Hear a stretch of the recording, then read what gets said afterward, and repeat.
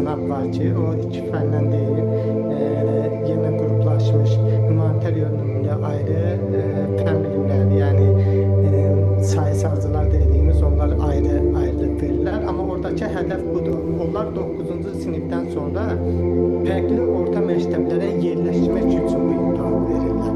Məsələn, orada elə orta məktəblər var ki, çox prestijlidir, təhsil səviyyəsi çox güclüdür.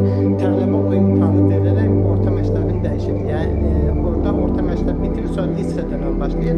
Lisəyə keçiş sınavıdır o əslində. Yəni, onlar özünə yeni bir məktəb seçir.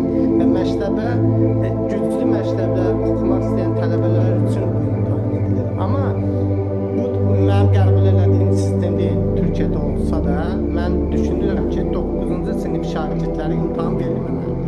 Yəni, versə belə bu imtahanı mərkəzləşdirilmiş şəkildə olmamalıdır. Bunu Təhsil Nazirliyi məktəblərdə eləməlidir və bu imtahanı məktəb müəllimləri eləməlidir.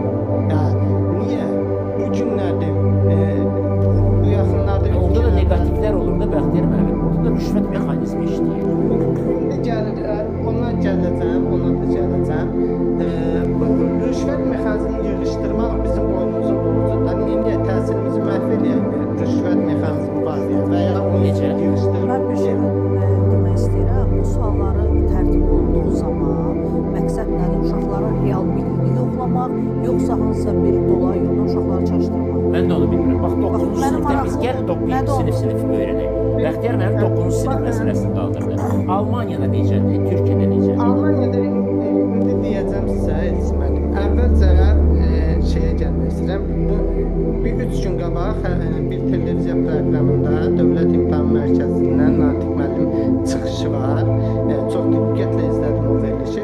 İlk 10 dəqiqə Natiq müəllim çıxış edir və bir siz kimlərdən danışır? Repetitorlardan, kurslardan.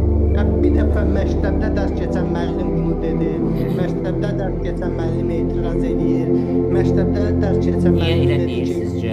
Niyə elə deyir? Çünki Dövlət İmtahan Mərkəzinin yaratdığı sistem məktəbi kənarda qoyub, sadəcə repetitorluq kurslara və Dövlət İmtahan Mərkəzinin imtahanına hazırlıq üçün bir prosesə keçib. Yəni, bugün Dövlət Yəni, İmtahan alternativ məktəb sistemi yaradıb, təhsil sistemi yaradıb. Alternativ məktəb sistemi